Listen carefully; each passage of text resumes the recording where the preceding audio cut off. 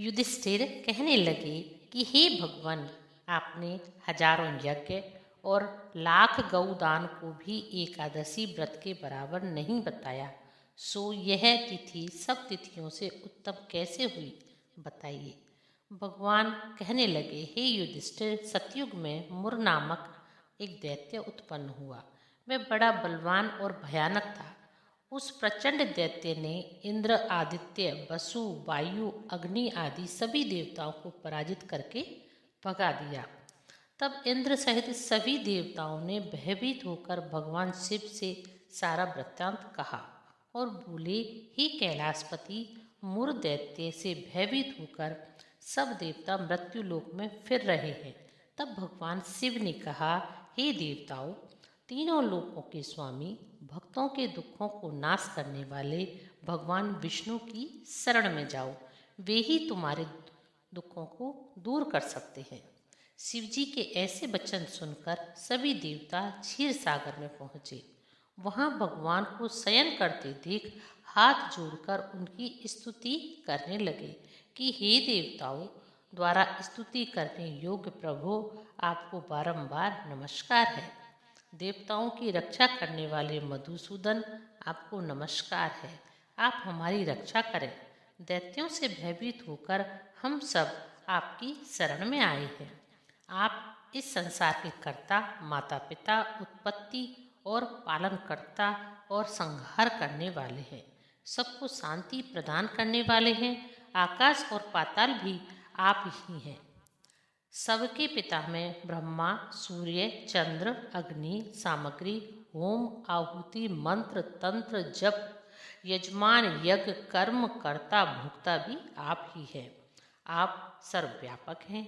आपके सिवा तीनों लोकों में चर तथा अचर कुछ भी नहीं है। हे भगवान, दैत्यों ने हमको जीतकर स्वर्ग से भ्रष्ट कर दिया है और हम सब देवता इधर उधर भागे भागे फिर रहे हैं। आप उन दैत्यों से हम सबकी रक्षा करें। इंद्र के ऐसे वचन सुनकर भगवान विष्णु कहने लगे कि हे इंद्र, ऐसा मायावी दैत्य कौन है जिसने सब देवताओं को जीत लिया है? उसका नाम क्या है? उसमें कितना बल है और किसके आश्रय में है तथा उसका स्थान कहाँ है? यह सब मुझसे कहो। भगवान के ऐसे वचन सुनकर इंद्र बोले, भगवान, प्राचीन समय में एक नाड़ी जंग नामक राक्षस था। उसके महापार पराक्रमी और लोक विख्यात मुर नाम का एक पुत्र हुआ। उसकी चंद्रावती नाम की नगरी है। उसी ने सब देवताओं को स्वर्ग से निकालकर वहाँ अपना अधिकार जमा लिया है। उसने इंद्र, अग्नि, वरुण, यम, वायु, ईश, चंद्रमा, नैऋत्य आदि सब के स्थान पर अधिकार कर लिया है। सूर्य बनकर स्वयं ही प्रकाश करता है, स्वयं ही मेघ बन बैठा है और सबसे अजय है। हे असुर निकंदन, उस दुष्ट को मारकर देवताओं को अजय बनाइए। यह वचन सुनकर भगवान ने कहा, हे देवताओं, मैं शीघ्र ही उसका संहार करूँगा।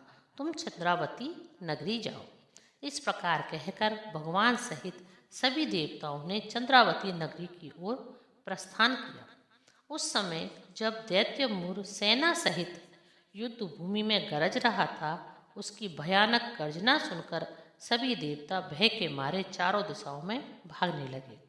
जब स्वयं भगवान रणभूमि में आए तो दैत्य उन पर भी अस्त्र शस्त्र आयुध लेकर दौड़े। भगवान ने उन्हें सर्प के समान अपने बाणों से बीध डाला। बहुत से दैत्य मारे गए, केवल मुर बचा रहा। वह अविचल भाव से भगवान के साथ युद्ध करता रहा।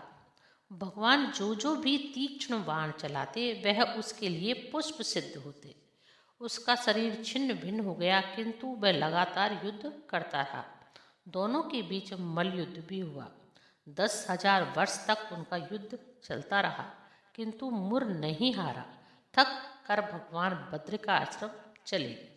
वहाँ हेमवती नामक सुंदर गुफा थी। उसमें विश्राम करने के लिए भगवान उसके अंदर प्रवेश कर गए। यह गुफा 12 योजन लंबी थी। उसका एक ही द्वार था। विष्णु भगवान वहाँ योग निद्रा की गोद में सो गए। मुर भी पीछे आ गया और भगवान को सोया देखकर मारने को उद्यत हुआ। तभी भगवान के शरीर से उज्जवल कांतिमय रूप वाली देवी प्रकट हुई। देवी ने राक्षस मुर को ललकारा, युद्ध किया और उसे तत्काल मौत के घाट उतार दिया। श्री हरि जब योग निद्रा की गोद से उठे तो सब बातों को जानकर उस देवी से कहा कि आपका जन्म एकादशी के दिन हुआ है, अतः आप उत्पन्ना एकादशी के नाम से पूजित होंगे।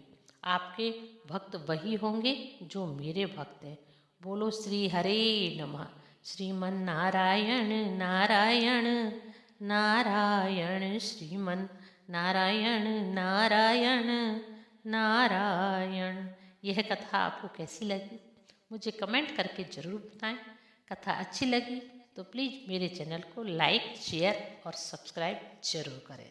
धन्यवाद।